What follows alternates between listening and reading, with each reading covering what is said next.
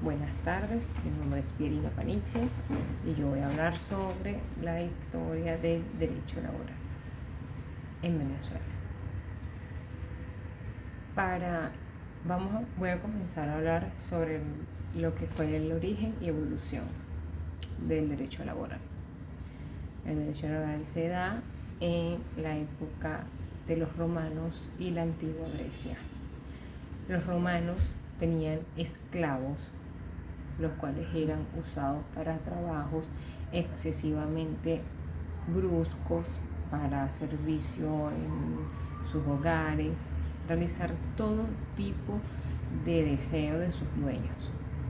Ellos no tenían valor por la vida, no sabían lo que era ser tratados con respeto, tampoco lo exigían, pues ya que nunca vivieron ese tipo de privilegios. Ellos no cobraban un salario. Se dice que al patrono que abusara, agrediera, asesinara a un esclavo era penado. Pero esto no se daba muy habitualmente, muy normalmente. En realidad, estas personas carecieron mucho de lo que fue equidad, empatía, respeto. En la antigua Grecia se vivía el mismo caso con los espartanos. Se dice que ellos sí recibían algún tipo de gratificación de forma económica, pero eran esclavos, no tenían derechos, no se les respetaba absolutamente nada, eran prácticamente objetos. Luego viene, después de que cae el Imperio Romano, se sigue manteniendo esta práctica, pero ya de una manera más oculta. Podríamos decir que el Estado de alguna manera condicionó a los empleadores con respecto a la cantidad de esclavos que podían tener, la forma en que podían tratarla, pero eso de igual forma no garantizaba su calidad de vida y pues el respeto de sus derechos. De ahí la historia da un salto a lo que es la revolución industrial. Esto pasa en la Edad Media. En la revolución industrial se crea la necesidad de, por decir de alguna manera, el ciudadano entiende que necesita, cubrir sus necesidades, y se crea lo que es el trabajo, pero de una manera pues un poco desfavorecida para la clase obrera. Estaban los terratenientes y la iglesia. Ellos tenían enormes cantidades de tierra y se creía que por el simple hecho de tener una cantidad enorme de tierras, la persona tenía recursos, tenía poder económico, cosa que en realidad no era así. En esta época nacen también los que se llaman artesanos, que hoy en día, o que con el pasar de los años, llegan a convertirse en los empresarios o industriales. Los artesanos, a pasar el tiempo, al transcurrir el tiempo, de una u otra manera comienzan a percibir ingresos, así como sus ayudantes, por medio de la intermediación.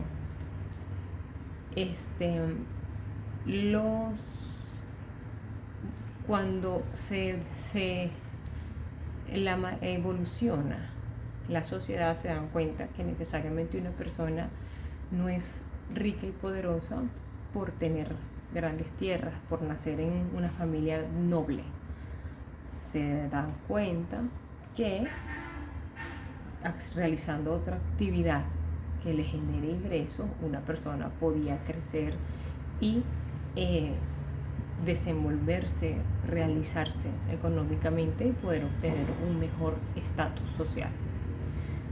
Ya luego se viene lo que es la industrialización, se crean las industrias, están las empresas y aquí comienza un nuevo episodio para lo que es la sociedad. Las empresas contratan personas, pero abusan de lo que es la mano de obra. Tenían horarios de entre 12 y 14 horas laborables. Las condiciones de trabajo eran inhumanas.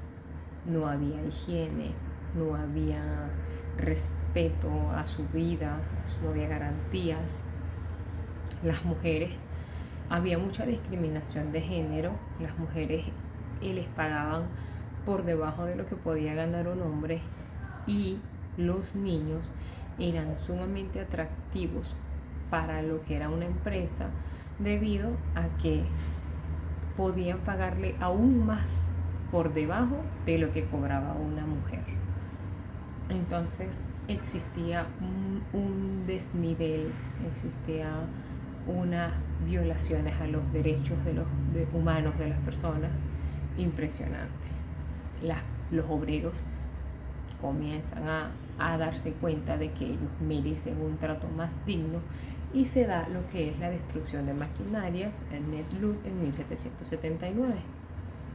Esto es que ellos destruyen la maquinaria con las que estaban laborando, pero se dan cuenta que el problema aquí no es la máquina, sino la función que ésta cumple.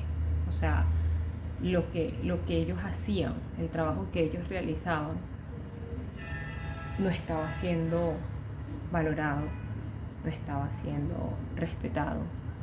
Y comienzan a crearse grupos que en ese momento pues eran fuertemente criticados por el gobierno y no estaban permitidos. La policía castigaba a quien de alguna manera creara algún tipo de revolución. Pero podríamos decir que ese es el primer paso que da la sociedad a crear lo que hoy en día lo llaman como los sindicatos y asociaciones de obreros, por así decirlo. En 1948 fracasa la revolución, lo que es la revolución en Europa. Esto trae consigo muchos cambios, se mantiene la constante, podríamos decirle, la constante necesidad de igualdad, de respeto que buscaba la clase obrera. Nace el capitalismo.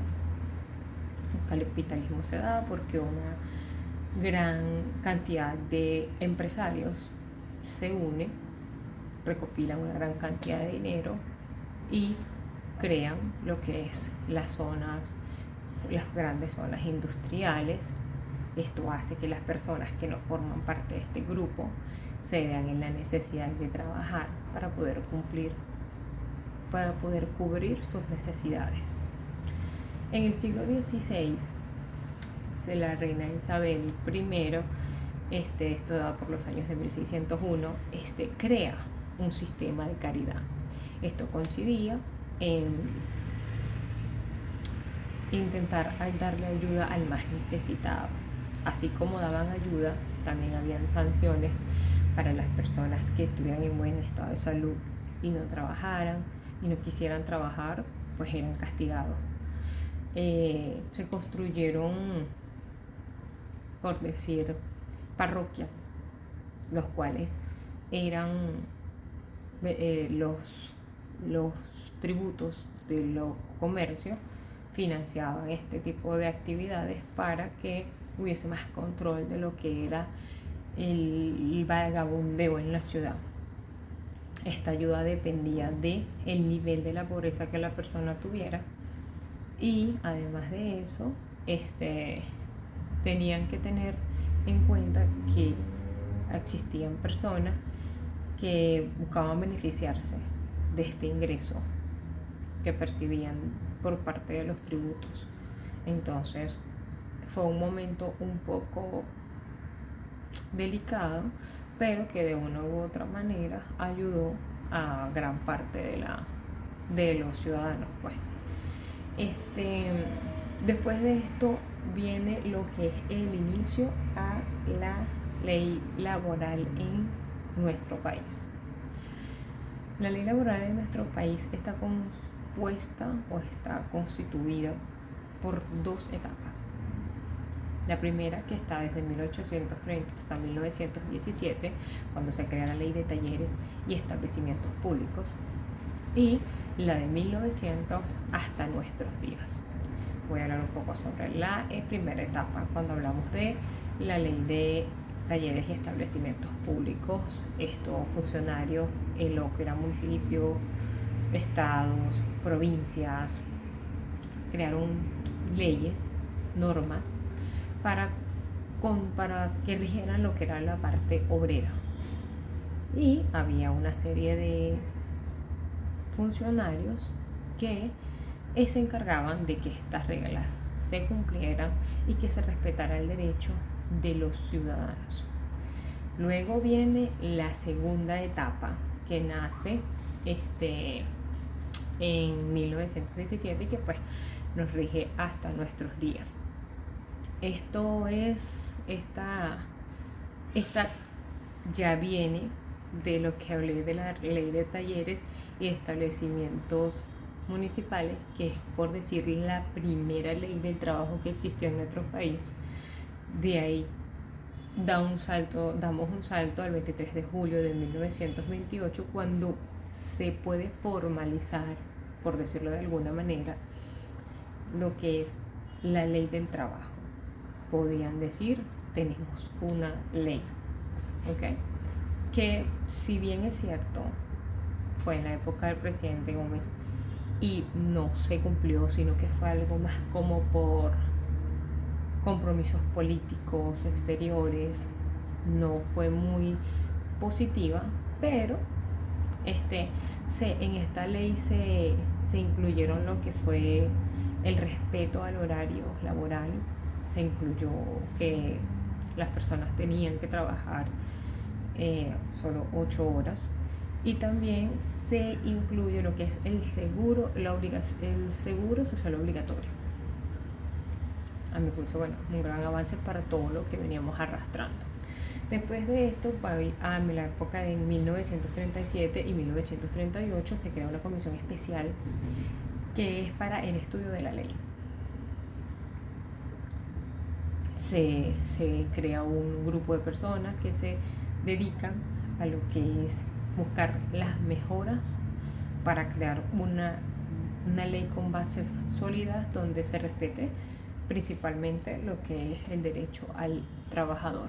En 1945 se da una reforma de la ley laboral, donde se incluyen, como en la vez anterior, como en 1967, unos nuevos, por decirlo, en estos momentos no consigo la palabra adecuada, pero unas nuevas normas, como fue evolucionando, porque la materia ciertamente evoluciona.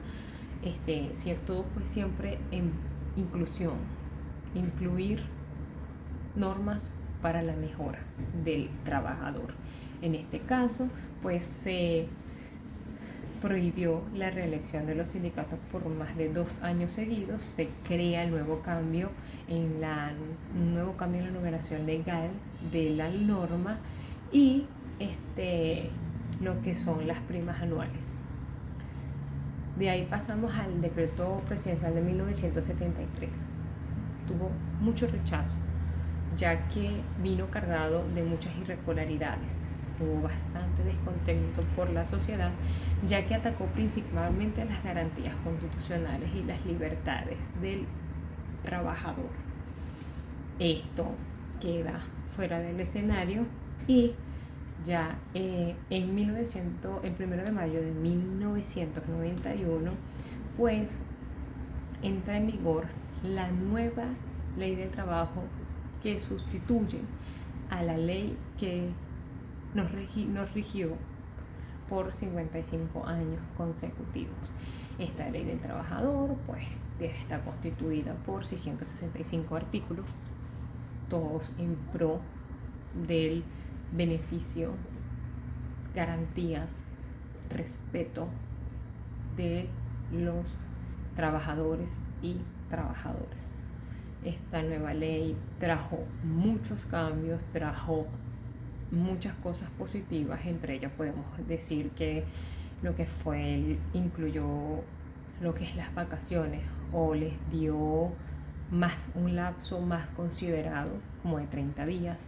También las personas que tengan más de 3 meses trabajando tienen derecho a un reenganche laboral, la reducción de las jornadas, lo que es que se le pague las horas extras a las personas si tienen que pasar su hora reglamentaria de trabajo, si les toca quedarse y ese tipo de circunstancias, pues la ley obliga al jefe, al patrono, que tiene que cubrir esas horas laborales. Y bueno, entre otras cosas que de verdad benefician mucho a este gremio. Me pareció de verdad es una historia muy interesante, de mucho crecimiento y evolución. Considero que yo de verdad no tenía idea de que todo esto había sido de esta manera, de que así como y avanzaba, de igual forma habían cosas que nos llevaban al retraso, pero siempre se buscó el crecimiento, la evolución, pero ante todo el beneficio de una gran parte que constituye este país. Eso ha sido todo de mi exposición. De verdad agradezco la oportunidad de darme esta gran lección y bueno, hasta luego.